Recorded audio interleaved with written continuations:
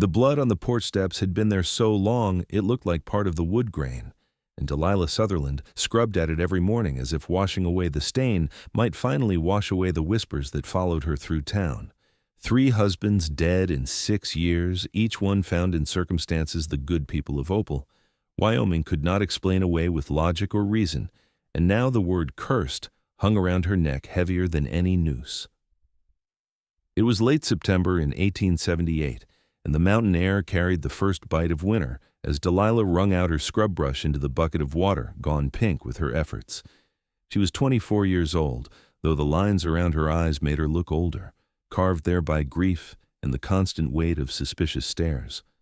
Her dark hair hung in a braid down her back, and her gray eyes held a wariness that came from being blamed for tragedies she could not prevent or understand.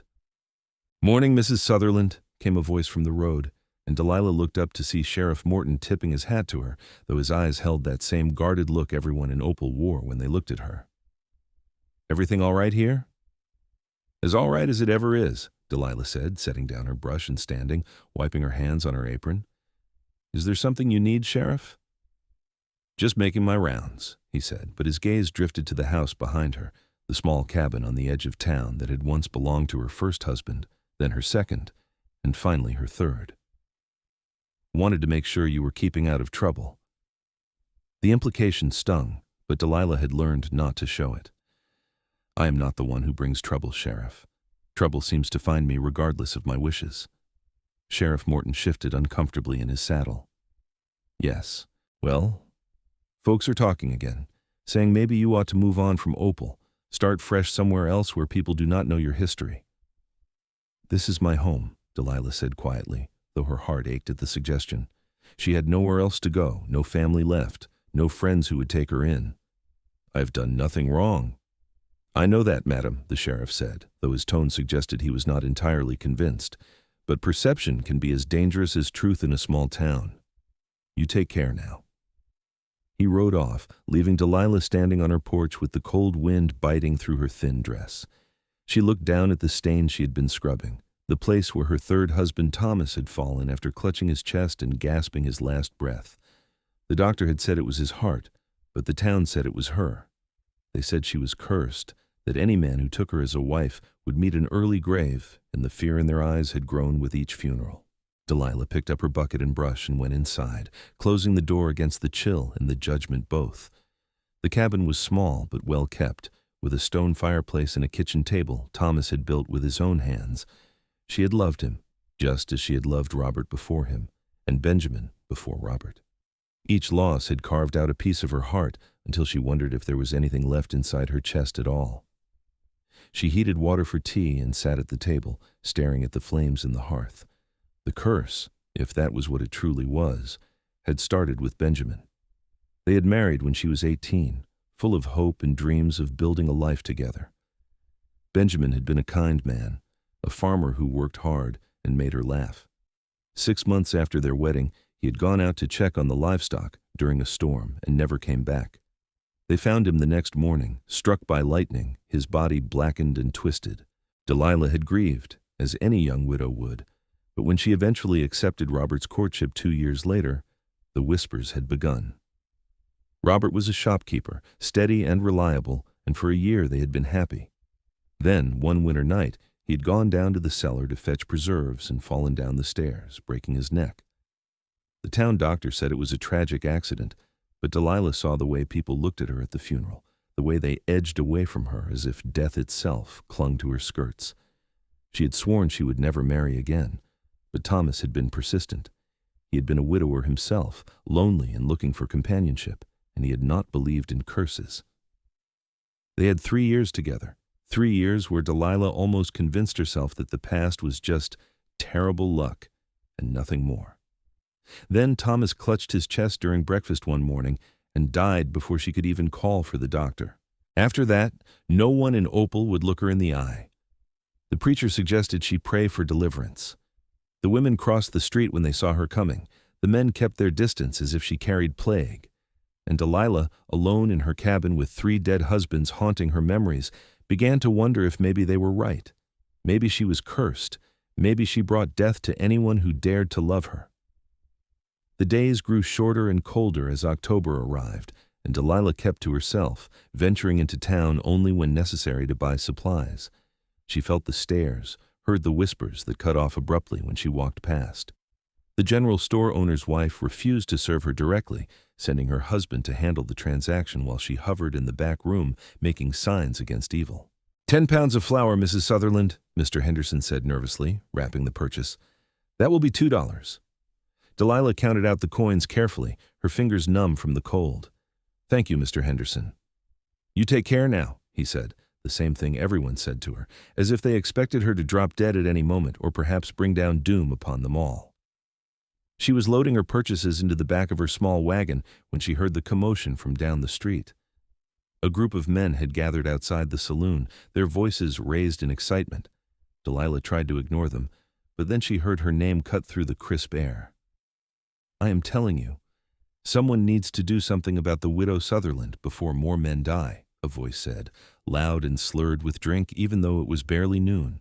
Delilah recognized him as Jack Crawford, a ranch hand who had too much time and liquor on his hands. She is cursed, and curses spread like sickness. Now, Jack, that is just superstition, another voice said, but it lacked conviction. Superstition?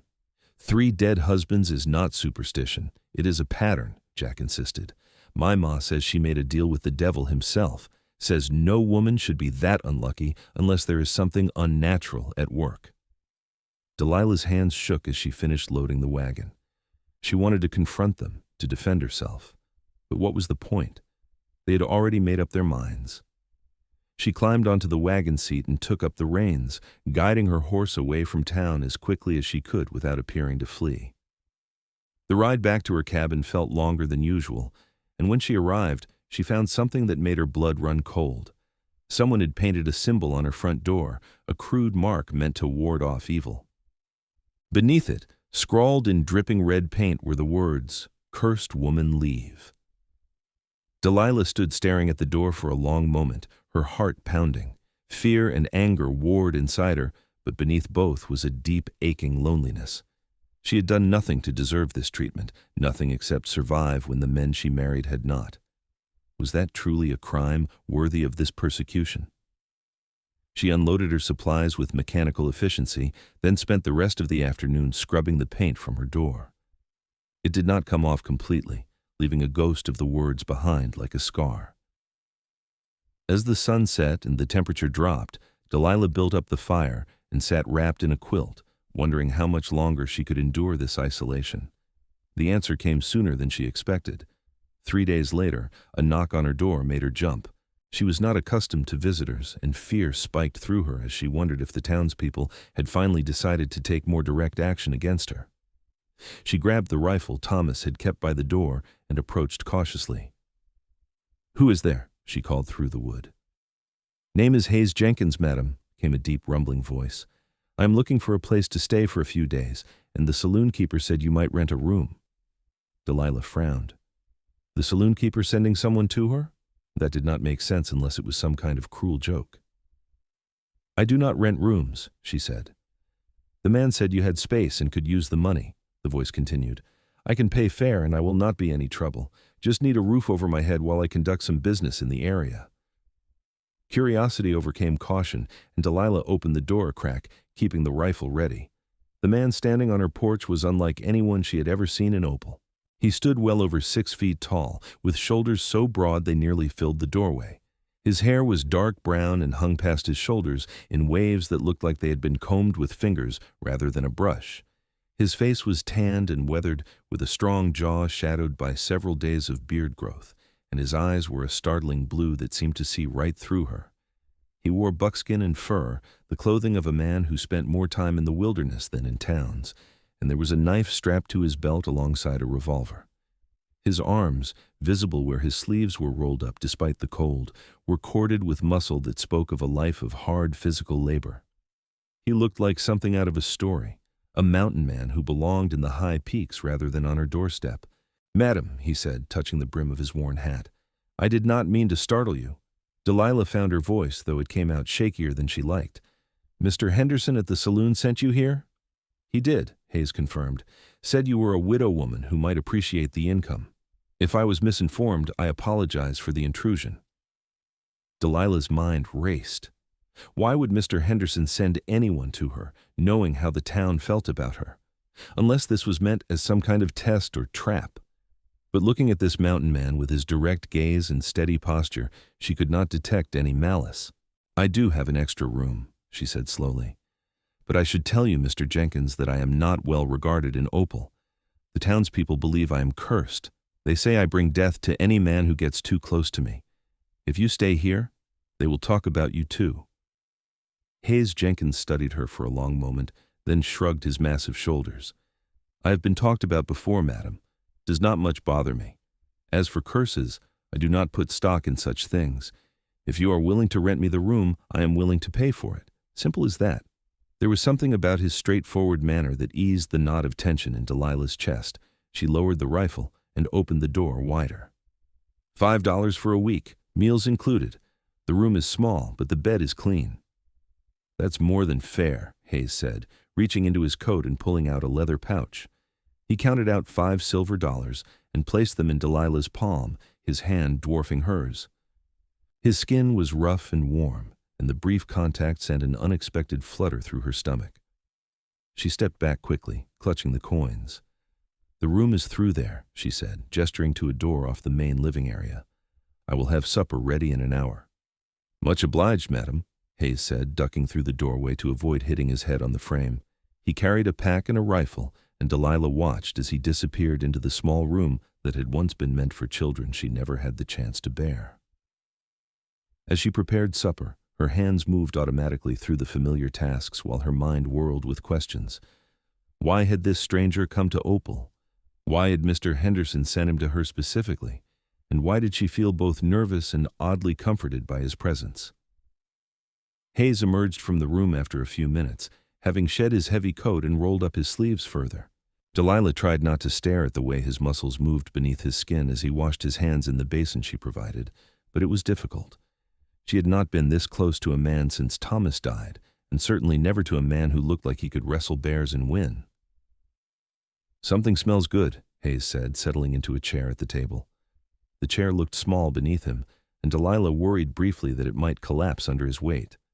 "Just stew and cornbread," she said, ladling food into bowls. "Nothing fancy." "Fancy is overrated," Hayes said, accepting the bowl with a nod of thanks. He ate with the efficiency of a man accustomed to taking meals where he could get them, but he had table manners that suggested he had not always lived in the wilderness. They ate in silence for a few minutes before Hayes spoke again. "So tell me about this curse the townspeople believe in." Delilah's spoon paused halfway to her mouth. "I would rather not." "I understand," Hayes said, "but I have found that most curses are just bad luck with a story attached. If you are willing to share, I might be able to help." "Help?" Delilah set down her spoon, meeting his gaze directly. "How could you possibly help? 3 men are dead, Mr. Jenkins. The town has decided I am responsible, and nothing I say or do will change their minds." "Maybe not their minds," Hayes agreed, "but maybe we can figure out if there is any truth to what they are saying. Sometimes what looks like a curse is really just a string of coincidences that need explaining." "You sound like you have experience with such things," Delilah said, unable to keep the skepticism from her voice. Hayes finished his stew and pushed back from the table, his blue eyes thoughtful. "I've spent the last 10 years in the mountains, madam. I've seen things that defy explanation and things that seemed impossible but had perfectly logical causes. I've also seen how quick people are to blame the supernatural when they are scared or do not understand something." "And which do you think my situation is?" Delilah asked. "I think," Hayes said slowly, "that a woman who has lost 3 husbands in 6 years deserves someone to look at the facts without prejudice.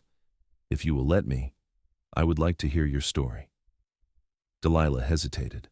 She had told the story 3 times already, to the sheriff and the town council and anyone else who demanded explanations. Each time, she saw the doubt in their eyes, the growing conviction that she must be hiding something, or that there must be some dark truth she was not revealing. But Hayes Jenkins looked at her with curiosity rather than judgment, and something in his steady presence made her want to trust him. So she told him. She started with Benjamin, her first husband, and the lightning strike that had killed him. She described Robert and his fatal fall, and Thomas and his sudden heart failure. She told him about the whispers that had grown louder with each death, the way the town had turned against her, the paint on her door, and the fear in everyone's eyes. Hayes listened without interrupting, his expression grave but not condemning. When she finished, he was quiet for a long moment, his fingers drumming thoughtfully on the table. "These 3 men," he said finally. "Did they have anything in common besides you? Similar work, similar habits, similar friends?"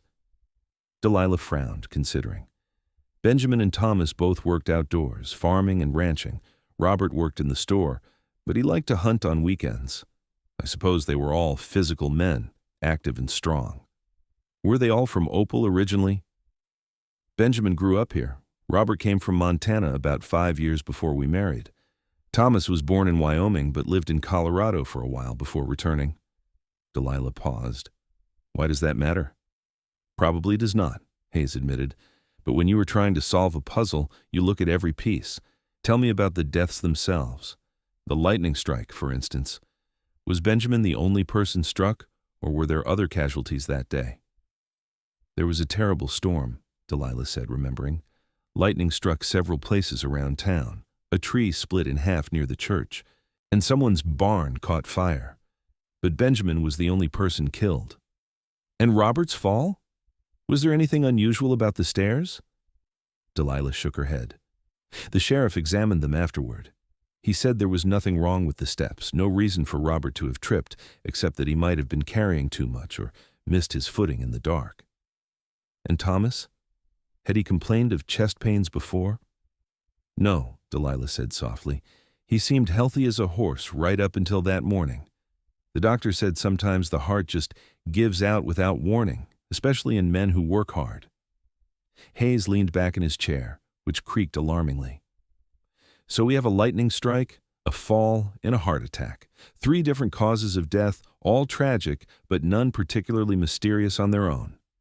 But together," Delilah said, "they form a pattern that has convinced everyone I'm cursed." "A pattern, yes," Hayes agreed. "But not necessarily a curse, just very bad luck compounded by people's need to find someone to blame." His words were the first real comfort Delilah had felt in months. "Do you truly not believe in curses, Mr. Jenkins?" "Call me Hayes," he said. "And I believe in a lot of things, madam, but I also believe that most problems have solutions if you look hard enough. I told you when I arrived that I will break every curse. I meant it. If there is something unnatural at work here, I will find it and stop it. If there is not, then I will help you prove it to this town."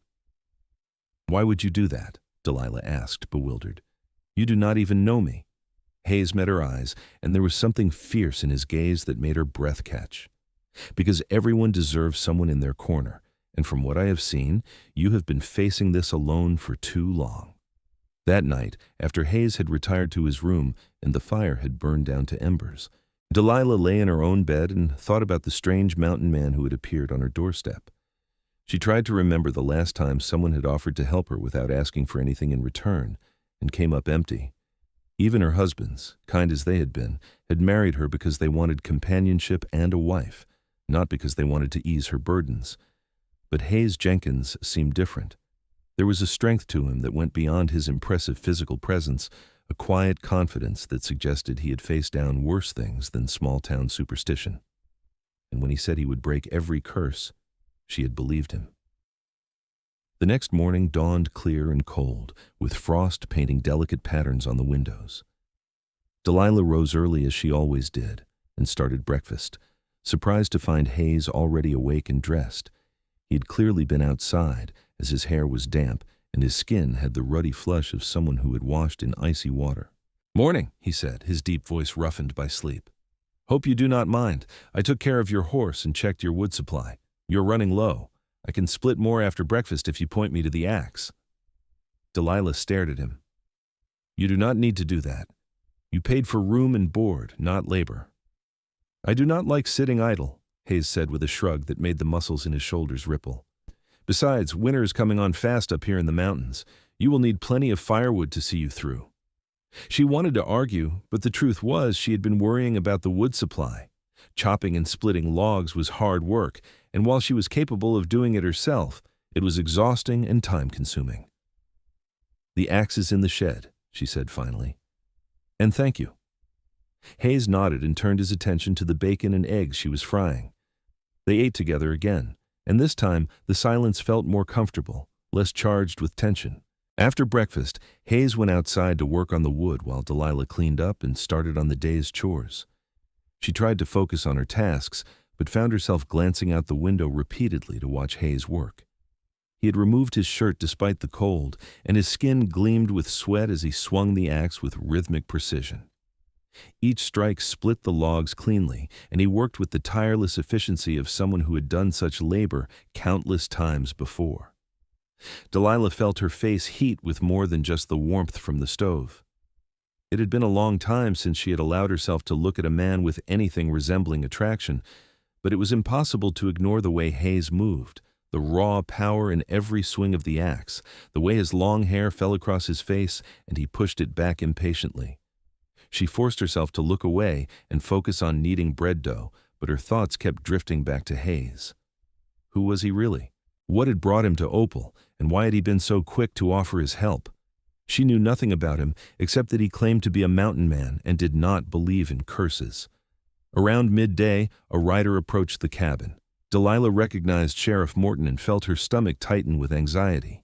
She wiped her hands on her apron and went to the door, stepping out onto the porch, just as Hayes set down his axe and turned to face the sheriff. "Mrs. Sutherland," the sheriff said, tipping his hat but keeping his eyes on Hayes. "Got a report that there is a stranger staying at your place. Wanted to check it out."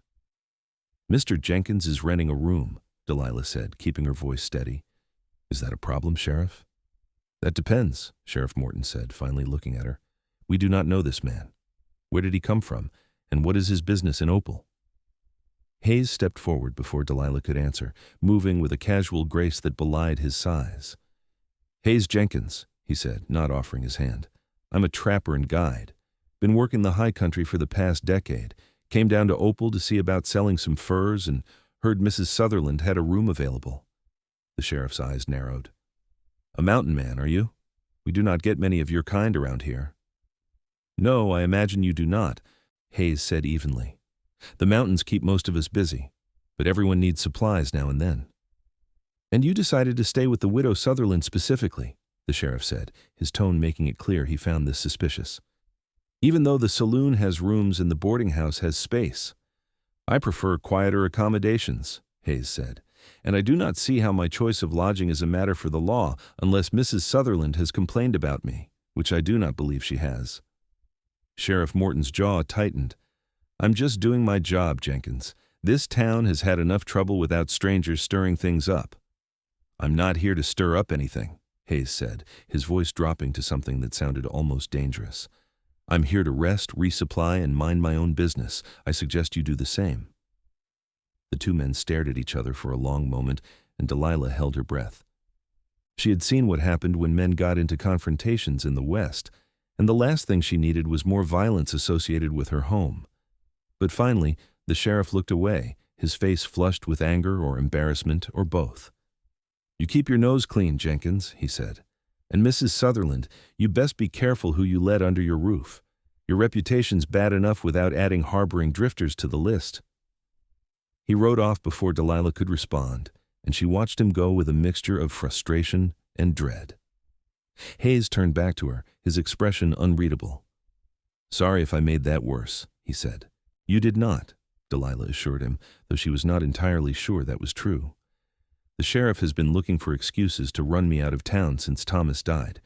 You just gave him something new to focus on." Hayes picked up his shirt and pulled it on, much to Delilah's simultaneous relief and disappointment. "The sheriff seems convinced you are dangerous." "The whole town is convinced," Delilah said bitterly, "and nothing I say or do will change their minds." "Then maybe it is time to stop trying to change their minds and start proving them wrong," Hayes said. He walked over to the porch and leaned against the railing, his blue eyes serious. "You said you wanted my help. Are you willing to let me investigate what really happened to your husbands?" Delilah wrapped her arms around herself against the cold. "Investigate how? They are dead and buried. There's nothing to find." "Maybe not," Hayes agreed. But there are people who knew them, people who might remember details that seemed unimportant at the time. There are records, witnesses, facts that can be checked. I have done this before, Mrs. Sutherland. I know how to track more than just animals. The way he said it made Delilah think there was a story there, something in his past that had taught him these skills. But she did not press. Instead, she considered his offer carefully. Part of her wanted to say no, to tell him it was hopeless and he should save his energy. But another part, the part that was tired of being afraid and alone, wanted desperately to believe that someone could help her. "All right," she said finally. "If you truly think you can find answers, then yes, please. I want to know the truth, whatever it is." Hayes nodded, a small smile touching his lips. "Good. Then we start tomorrow. Tonight you should rest. You look like you have not had a decent night's sleep in months." He was right, but Delilah bristled slightly at being so transparent. "I sleep fine." "I am sure you do," Hayes said diplomatically, though his expression said he did not believe her for a second. "But just in case, I will keep watch tonight. If there is something prowling around causing trouble, I will catch it." "You think something is prowling around?" Delilah asked, alarmed. "I think it is worth checking," Hayes said. "Curses do not exist, but people who want to make others believe in curses certainly do."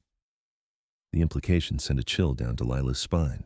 She had been so focused on defending herself against accusations of being cursed that she had never considered someone might be actively working to make it appear that way. But why would anyone do that? What did they gain from her suffering?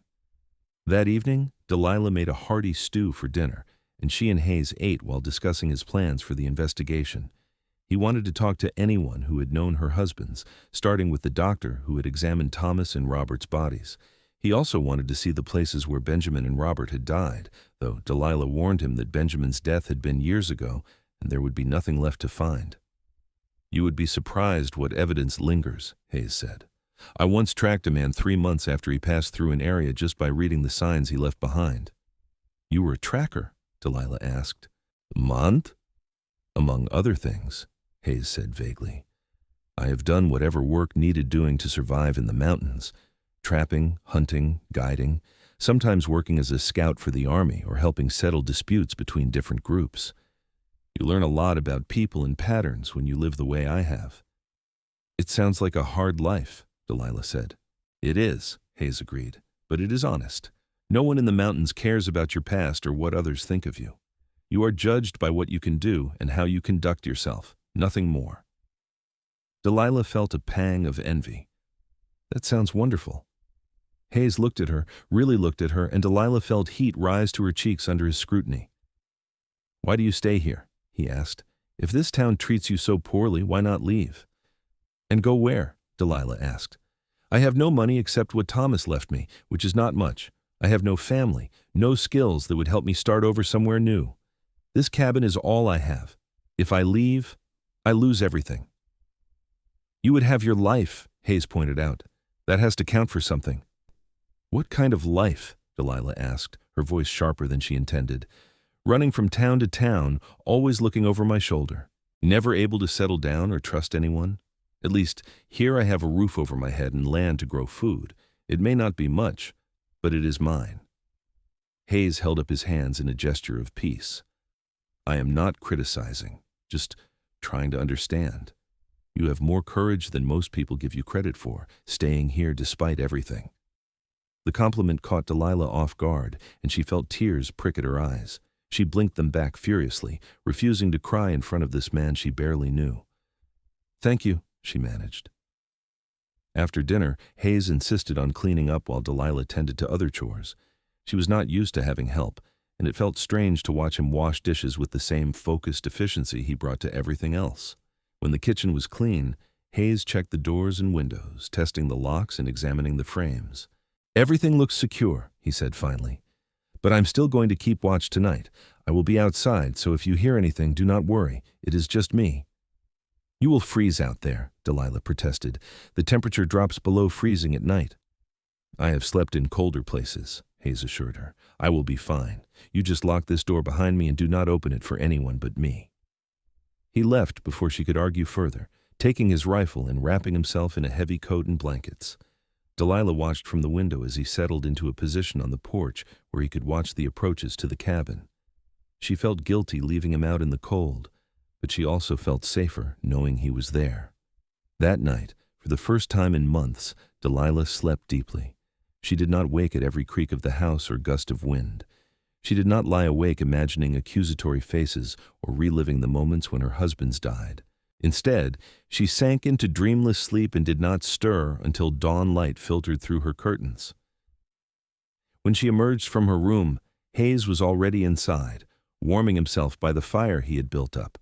He looked tired, but alert, his eyes scanning her face as if checking that she was all right. "Did anything happen?" Delilah asked. "Quiet night," Hayes said, "but I did find something interesting." He held up a small object, and Delilah moved closer to see what it was. It appeared to be a charm or talisman of some kind, made from twisted wire and feathers and what might have been bones. "What is that?" she asked, feeling uneasy. "Found it buried near your front step," Hayes said. "Could be nothing. Could be someone trying to put a hex on your house. Either way, someone has been on your property recently and they left this behind." Delilah stared at the object, her unease growing. "Do you think someone is trying to curse me?" "I think someone wants you to believe you are cursed," Hayes said. "This is the kind of thing people use to scare others, make them think there is supernatural mischief at work. But it is just wire and feathers. It does not have any real power." "But why would someone do that?" Delilah asked. "What purpose does it serve to make me seem cursed?" "That," Hayes said, "is what we are going to find out." They spent the morning preparing for Hayes's investigation.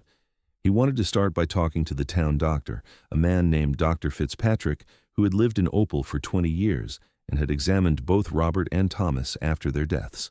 Delilah was reluctant to go into town, knowing how people would react to seeing her with Hayes, but he insisted she come along.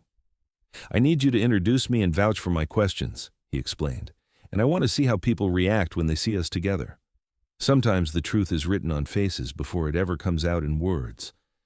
They rode into Opal together on Delilah's wagon, and just as she had feared, heads turned and whispers started the moment they appeared on the main street. She could feel the weight of dozens of eyes on her, could imagine the gossip already spreading like wildfire. The cursed widow has taken up with a wild mountain man. What will happen to him? Dr. Fitzpatrick's office was above the general store, accessed by an external staircase. Hayes helped Delilah down from the wagon, his large hand warm and steady on her arm, and together they climbed the stairs. The doctor answered their knock looking harried and suspicious. "Mrs. Sutherland," he said, his tone cool. "What can I do for you?" "Dr. Fitzpatrick, this is Hayes Jenkins," Delilah said. "He is staying with me temporarily, and he had some questions about my late husband's. I was hoping you might be willing to speak with him." Dr. Fitzpatrick's eyebrows rose. "Questions? What sort of questions?" "Just clarifications about the causes of death," Hayes said, his tone polite but firm. "I understand you examined Robert Sutherland and Thomas Sutherland after they passed.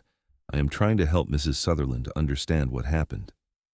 The doctor looked between them, clearly torn between professional obligation and personal judgment. Finally, he sighed and stepped back.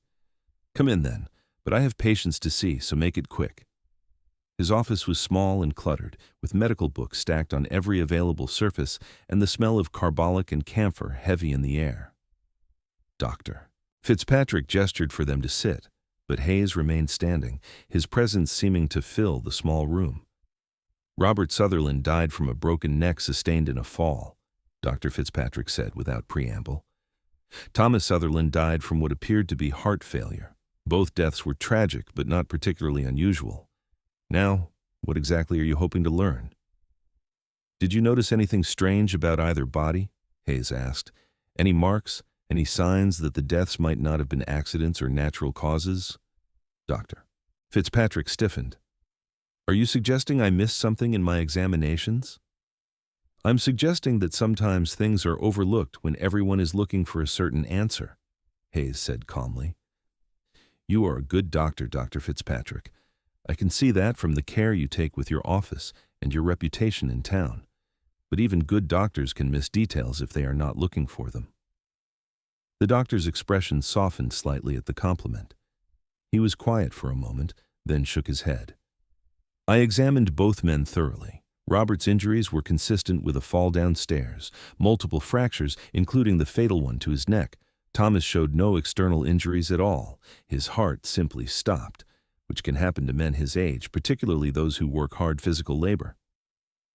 Was there anything unusual about Thomas's appearance? Hayes pressed.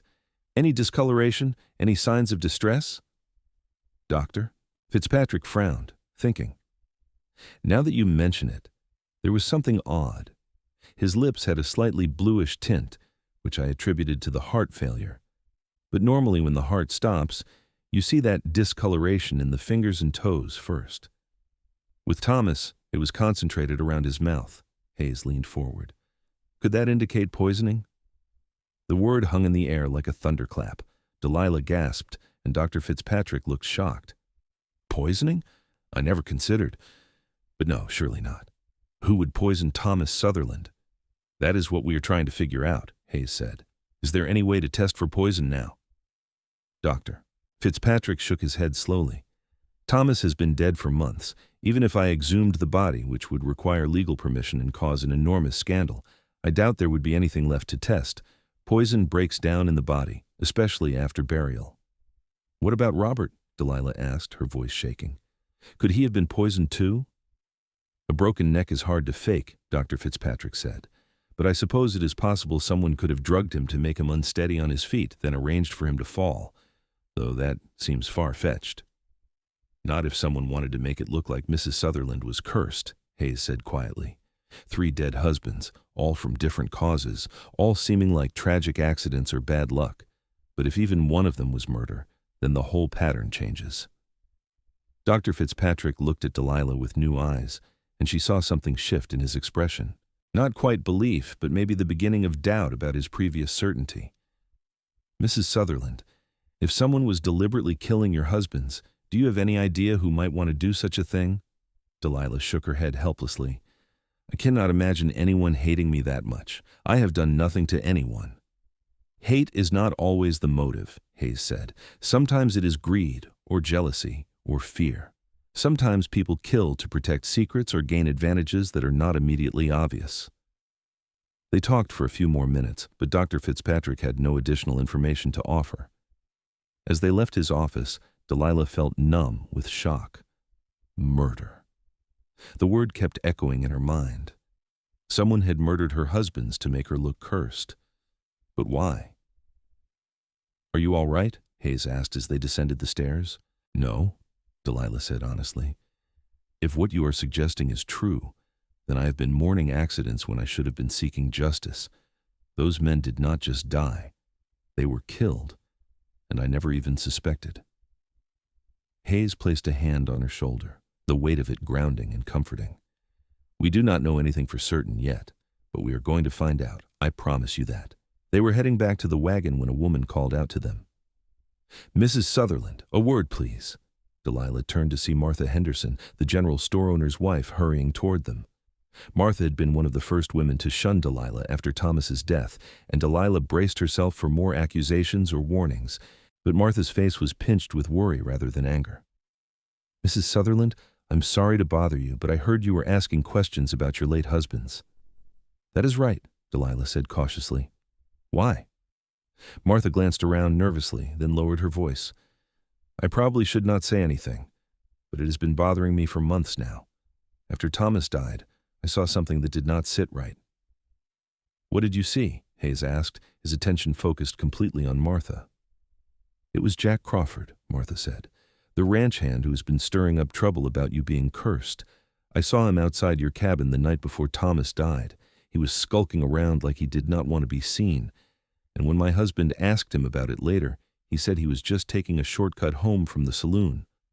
But that is not the way to his boarding house, Mrs. Sutherland. There is no reason he should have been near your place. Delilah felt her heart begin to pound. Jack Crawford, the same man who had been loudest in calling her cursed, who had painted the warning on her door, who seemed to take particular pleasure in her suffering. Did you tell anyone else about this? Hayes asked Martha. I mentioned it to the sheriff, but he said it was not evidence of anything, Martha admitted. Jack said he was drunk and got turned around, and the sheriff accepted that. But I've always wondered. Thank you for telling us, Hayes said. You have been very helpful. Martha nodded and hurried away, glancing over her shoulder as if afraid of being seen talking to them. Hayes watched her go, his expression thoughtful. Jack Crawford, he said.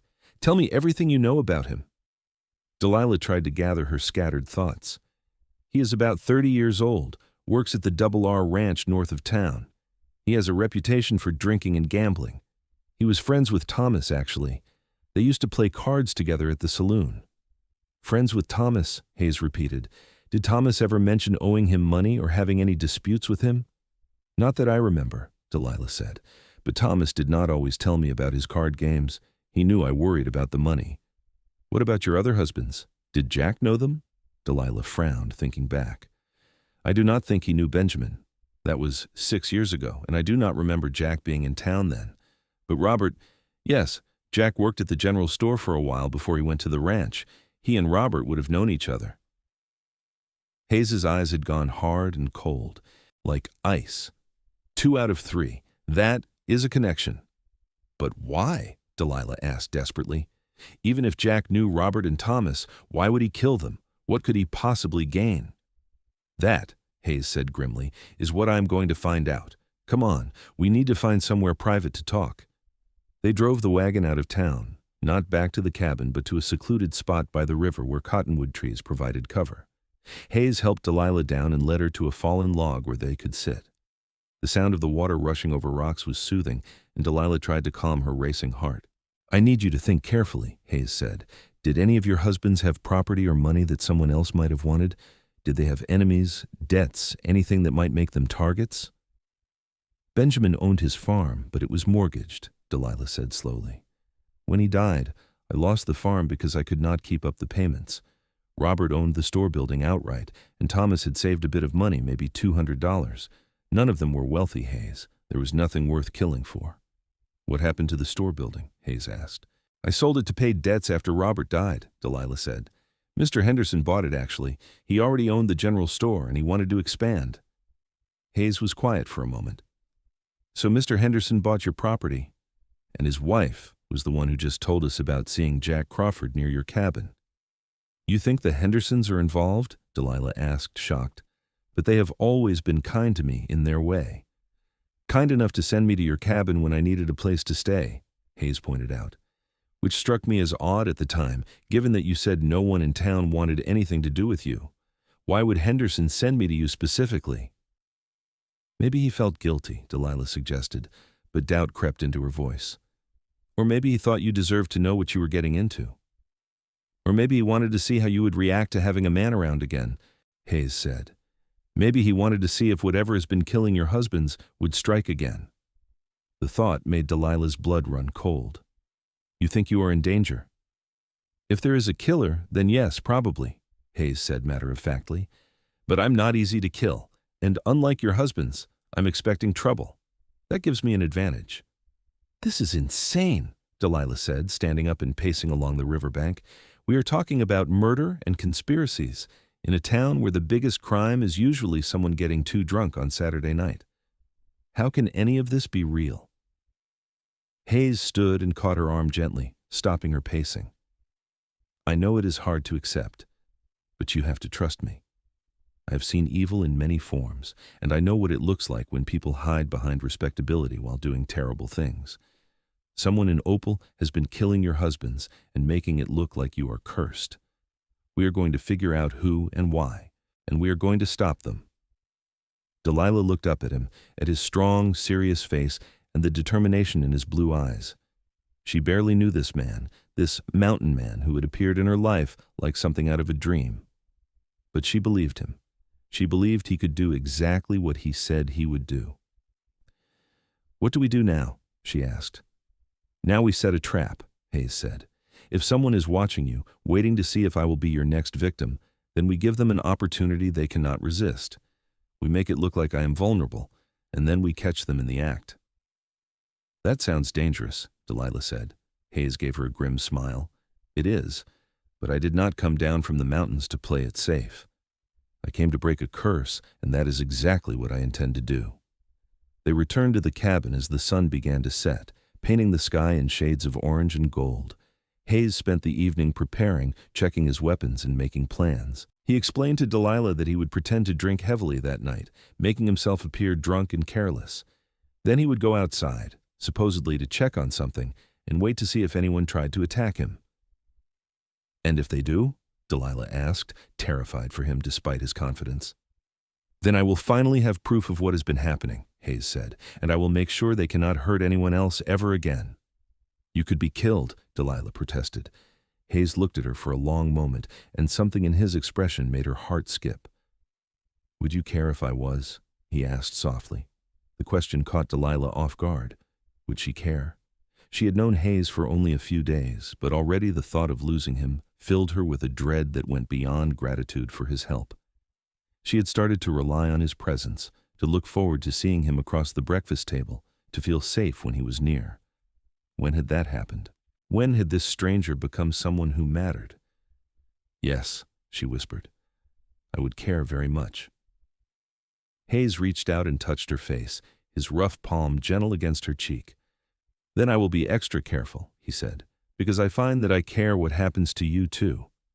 The moment stretched between them, charged with something Delilah was afraid to name. Then Hayes dropped his hand and stepped back, breaking the spell. "Get some rest," he said. "And no matter what you hear tonight, stay inside with the door locked. Do not come out until I tell you it is safe." Delilah wanted to argue, to insist that she could not just hide while he put himself in danger, but she knew she would only get in the way, and Hayes needed to be able to focus without worrying about her. So she nodded reluctantly and went to her room, though she knew she would not sleep. She lay in the darkness, listening to the sounds of the cabin settling and the wind outside. She heard Hayes moving around, making a show of drinking and stumbling. She heard the door open and close as he went outside. Then there was silence, thick and heavy, and Delilah clutched her blankets and prayed to a God she was no longer sure listened to her. Time crawled past. An hour, maybe 2. Delilah strained her ears for any sound that might indicate what was happening. Once she thought she heard voices, low and tense, but they were too far away to make out words. Then there was a shout, a crash, and the unmistakable sound of a fight. Delilah leapt out of bed, her heart pounding. She ran to the window but could see nothing in the darkness. The sounds of struggle continued, grunts and thuds and the sharp crack of something breaking. She grabbed Thomas's rifle from where Hayes had left it and moved to the door, every instinct screaming at her to go help him. But she had promised to stay inside. Hayes had made her promise. So she stood with her hand on the doorknob, shaking with adrenaline and fear, and waited. Finally, the sounds stopped. There was a long, terrible silence. Then Hayes's voice called out, "Delilah, it is safe. Come out." She threw open the door and ran outside, nearly tripping down the porch steps. Hayes was standing in the yard, breathing hard, his clothes torn and his knuckles bloody. At his feet, tied up with rope and looking furious, was Jack Crawford. "He came just like I thought he would," Hayes said, satisfaction in his voice. "Tried to crack me over the head with a club. Would have killed me if I had really been drunk like I was pretending." Delilah stared at Jack, who glared back at her with pure hatred. "You," she breathed. "It was you all along." "You have no proof of anything," Jack spat. "I came here because I heard noise and thought there might be trouble. This mountain man attacked me for no reason." "Is that why you were carrying a club and wearing gloves so you would not leave fingerprints?" Hayes asked mildly. "And why you had this in your pocket?" He held up a small vial filled with clear liquid. "I would bet my last dollar this is poison.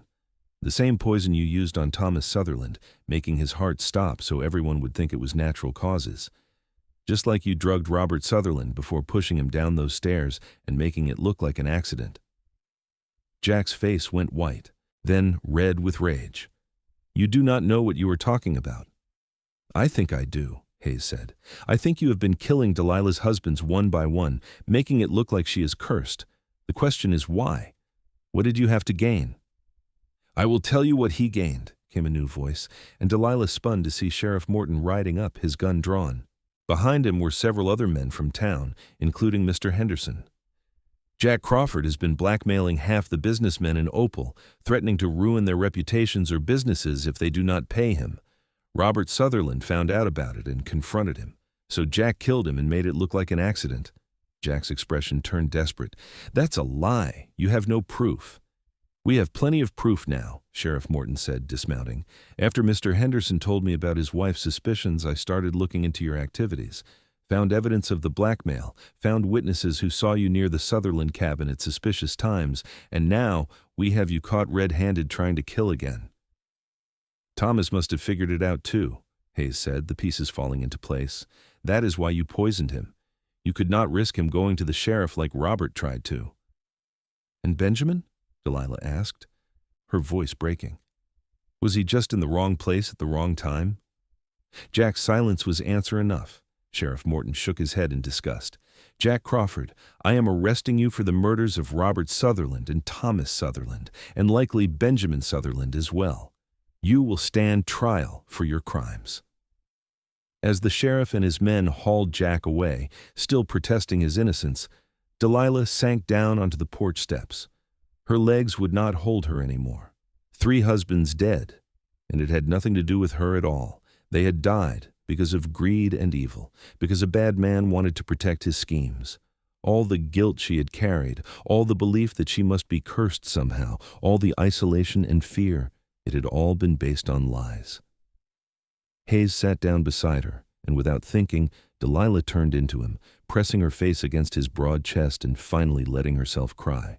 He wrapped his arms around her, holding her steady while she shook with sobs that came from the deepest part of her soul.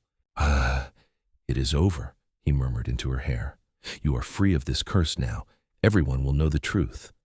"They died because of me," Delilah choked out. "If they had never married me, if they had never been connected to me, they would still be alive." "No," Hayes said firmly, pulling back to look at her. "They died because an evil man chose to kill them. That is not your fault, Delilah. You cannot take responsibility for the actions of a murderer." "But the town," Delilah said. "They blamed me for so long. How can I ever face them again?" "The same way you faced them every day when they were calling you cursed," Hayes said. "With courage and dignity, they owe you apologies, every last one of them. They turned their backs on you when you needed help, and they let their superstition blind them to the real evil in their midst." Delilah wiped her eyes, trying to pull herself together. Hayes was right. She had survived the accusations in isolation. She would survive this too. But the thought of returning to Opal, of facing the people who had shunned her, made her stomach turn. "What will you do now?" she asked Hayes. "You said you were only here temporarily. Will you go back to the mountains?"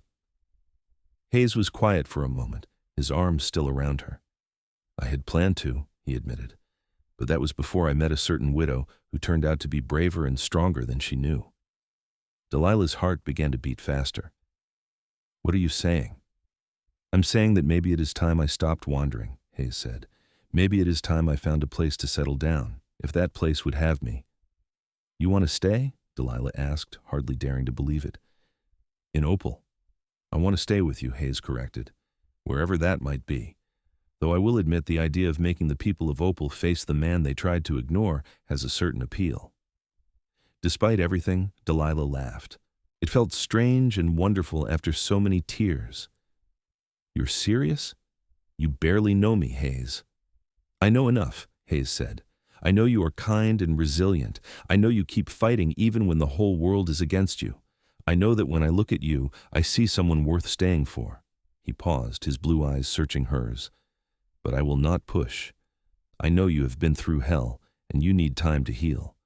I am just asking for the chance to be here while you do." Delilah looked at this mountain man who had appeared in her life like an answer to prayers she had not known how to voice. He had believed her when no one else would. He had fought for her, protected her, and broken the curse that had never been a curse at all. And somewhere in the past few days, she had started to fall for him, for his strength and his kindness and the way he made her feel safe for the first time in years. "I would like that," she said softly. "I would like that very much." Hayes smiled, and it transformed his serious face into something warm and wonderful. Then, slowly, giving her time to pull away if she wanted, he leaned down and kissed her. His lips were gentle against hers, asking rather than demanding, and Delilah felt something break open inside her chest, something that had been locked away since Thomas died. She kissed him back, threading her fingers through his long hair, and for the first time in longer than she could remember, she felt hope. The next few weeks were a whirlwind of activity and change. Jack Crawford was tried for murder and sentenced to hang, his blackmail scheme exposed to the entire town. Sheriff Morton publicly apologized to Delilah for not investigating more thoroughly, and one by one, the townspeople who had shunned her came to offer their regrets and ask for forgiveness. Delilah accepted their apologies with grace, though she could not forget how quickly they had turned on her. But Hayes reminded her that people were flawed and frightened, and that forgiveness was not the same as forgetting. Hayes himself became something of a local legend. The mountain man who had solved the mystery and saved the cursed widow became a story told in the saloons and around dinner tables. Men wanted to buy him drinks and hear his tales of life in the high country. Women eyed him speculatively, wondering if he could be tamed into settling down. But Hayes had eyes only for Delilah. He courted her properly, with long walks and picnics by the river and evenings spent talking by the fire. He told her stories of his years in the mountains, of grizzly bears and winter storms and the stark beauty of peaks that touched the sky. She told him about her dreams of a family, of children playing in the yard, and a home filled with love and laughter. As autumn faded into winter, Hayes helped Delilah prepare the cabin for the cold months ahead. He split enough wood to last until spring and reinforced the walls and roof. He hunted and brought home venison and elk, which Delilah preserved and stored. They worked together in comfortable partnership, and Delilah found herself thinking less about the past and more about the future. On a snowy evening in December, Hayes asked her to marry him. They were sitting by the fire, and he pulled a ring from his pocket, a simple silver band he had bought with his earnings from selling furs. "I know you have been married before," he said, his voice uncharacteristically nervous, "and I know those marriages ended in tragedy. But I'm not afraid of curses, Delilah, real or imagined. I love you, and I want to spend the rest of my life proving that you are not unlucky or cursed or anything the people of this town said you were. You are just a woman who has been through hell and came out stronger. Will you marry me?" Delilah looked at the ring, at his hopeful face, at the life he was offering her. A life without fear or suspicion, a life where she could finally be happy. She thought about Benjamin and Robert and Thomas, about the love she had shared with each of them and the grief of losing them. She thought about how Hayes had come into her life at her darkest moment and brought light back into it. "Yes," she said, taking the ring and slipping it onto her finger. "Yes, Hayes Jenkins, I will marry you." They were wed on a cold January morning in 1879, with half the town of Opal in attendance. Sheriff Morton gave the bride away, and Martha Henderson cried happy tears. Even Dr. Fitzpatrick smiled and wished them well. The preacher spoke about redemption and second chances, and when Hayes kissed his bride, the congregation applauded. After the wedding, Hayes and Delilah hosted a celebration at their cabin. People brought food and gifts, and the house that had been so empty and silent for so long rang with laughter and music. Delilah watched Hayes charm the guests with his stories and felt her heart swell with love and gratitude. That night, alone at last, Hayes carried Delilah over the threshold of their bedroom and set her down gently. "Are you happy?" he asked, brushing a strand of hair from her face. "Happier than I ever thought I could be," Delilah said honestly. "You kept your promise, Hayes. You broke every curse." "There were no curses to break," Hayes said, pulling her close. "Just a good woman who needed someone to believe in her." "You are more than I deserve," Delilah whispered. "No," Hayes said firmly. "You are exactly what I deserve, and I am going to spend every day making sure you know it." Their first year of marriage was everything Delilah had dreamed of, and more. Hayes proved to be a devoted husband, attentive and loving and endlessly patient. He taught her to shoot and track, skills she had never thought she would need but found she enjoyed learning. She taught him to read better and helped him with numbers, and together they managed the small farm with easy efficiency. In the spring, Hayes took Delilah up into the mountains to see the places he had called home for so long. They camped under the stars and woke to the sound of eagles crying overhead. Hayes showed her alpine meadows full of wildflowers and crystal-clear lakes that reflected the sky like mirrors. Delilah fell in love with the wilderness almost as much as she had fallen in love with the man who showed it to her. By summer, Delilah realized she was pregnant. The discovery filled her with joy and terror in equal measure. She had wanted children with each of her previous husbands, but had never conceived. Now, with Hayes, she was finally going to be a mother. But the old fears crept in, whispering that maybe the curse was not broken after all, that maybe something terrible would happen to take this happiness away. Hayes, perceptive as always, saw her worry and took her hands in his. "Nothing bad is going to happen," he said with absolute conviction. "We are going to have a healthy baby, and you are going to be an amazing mother, and I am going to be the most overprotective father in Wyoming. That is our future, Delilah. Believe in it." And she did. And as her belly grew round with their child, Delilah let go of the last shadows of fear and embraced the joy of impending motherhood. The women of Opal, eager to make amends for their past treatment, showered her with advice and gifts. Martha Henderson organized a quilting bee to make blankets for the baby, and even the gruff Sheriff Morton whittled a wooden rattle. In late February, on a night when the wind howled outside and snow piled high against the cabin walls, Delilah went into labor. Hayes rode through the blizzard to fetch Dr. Fitzpatrick, and the doctor arrived half frozen but determined to see Delilah safely through her delivery. It was a long, difficult labor, but Hayes never left Delilah's side. He held her hand and wiped her brow and told her over and over how strong she was, how proud he was, how much he loved her. And finally, as dawn broke over the mountains, their son was born. Hayes cradled the tiny, squalling infant in his huge hands, tears streaming down his face. "He is perfect," he said in awe. "Delilah, he is absolutely perfect." They named him Henry, after Hayes's father, and Jacob for his middle name, after Delilah's. Little Henry had his father's blue eyes and his mother's dark hair, and from the moment he entered the world, he was surrounded by love. The townspeople of Opal celebrated the birth as if Henry were their own. Gifts poured in, and visitors came to see the baby and congratulate the happy parents. The cursed widow was now blessed, they said, and everyone agreed that Hayes Jenkins was the best thing that had ever happened to Delilah Sutherland Jenkins. As the years passed, Hayes and Delilah built a life that neither of them had dared to imagine during their hardest times. They had 3 more children, a daughter they named Diana, another son called Hugh, and finally a little girl they named Hope, because she represented everything good that had come from their love. Hayes proved to be as devoted a father as he was a husband. He taught his children to respect the wilderness and the power of nature. He told them stories of adventure and bravery, and he showed them through example what it meant to be strong and kind. The children adored him, climbing on his broad shoulders and begging for horseback rides and wrestling matches. Delilah watched her family grow and thrive, and sometimes she could hardly believe this was her life. The cabin was always full of noise and laughter now, so different from the silent, haunted place it had been before Hayes arrived. She thought sometimes of Benjamin and Robert and Thomas, honoring their memories while no longer being haunted by them. They had been good men who deserved better than they got, but their deaths had not been her fault, and she had finally made peace with that truth. Hayes kept his word about never leaving. He gave up his wandering life in the mountains to build a home with Delilah, though they still took trips into the high country every summer, the whole family camping under the stars and exploring the wild places Hayes loved.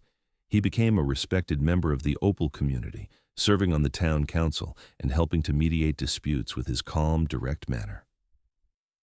On their 10th anniversary, Delilah and Hayes sat on their porch, watching the sunset paint the sky in shades of gold and crimson. Their children were playing in the yard, their laughter carrying on the evening breeze. Hayes took Delilah's hand, his touch as warm and steady as it had been that first night when he promised to break every curse. "Do you ever regret staying?" Delilah asked, a question she had asked before but never tired of hearing answered. "Not for a single moment," Hayes said, bringing her hand to his lips and kissing her knuckles. "I spent 10 years in the mountains searching for something I could not name. Turns out what I was searching for was you." "And the curse?" Delilah asked with a smile, because it had become something they could finally joke about. "Broken completely," Hayes said firmly, "though I think there was only ever one curse that mattered, and that was the curse of loneliness.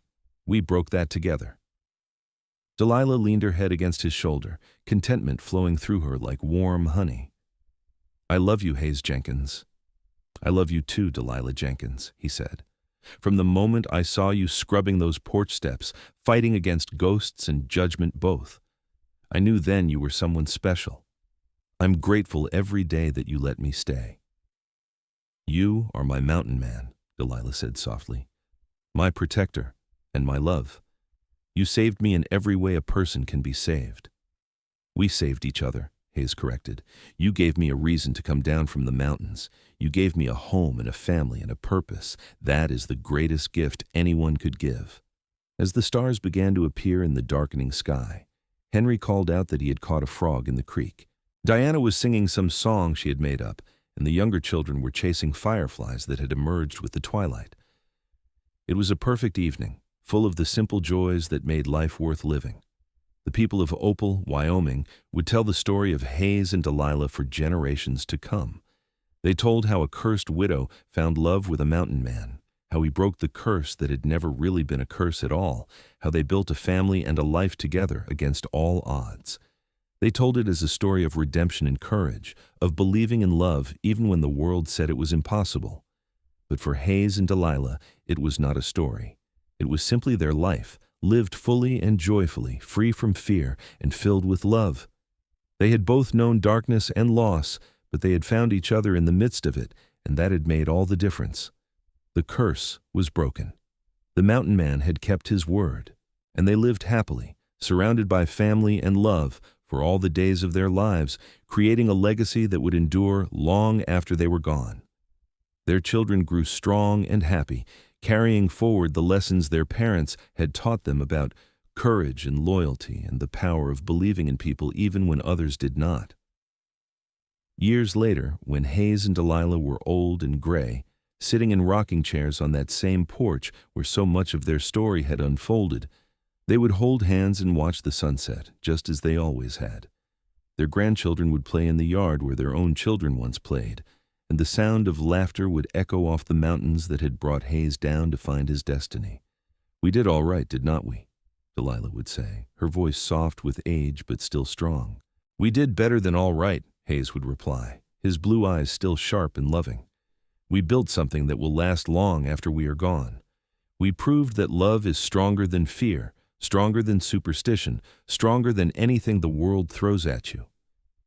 And as the sun dipped below the horizon, painting the Wyoming sky in brilliant colors one more time, they would sit together in perfect peace, knowing that they had found exactly what they were meant to find: each other. The cursed widow and the mountain man who refused to believe in curses had created their own miracle, and it would live on in their children and grandchildren, a testament to the power of faith, love, and the courage to face darkness and emerge into light together. The town of Opal never forgot the story, and travelers passing through would hear the tale and smile at the romance of it all. Some said it was proof that true love could overcome anything. Others said it showed the importance of having someone who believed in you when no one else would. But everyone agreed on one thing: Hayes Jenkins had indeed broken every curse when he came down from his mountains to find Delilah Sutherland, and in doing so, he had created a love story for the ages.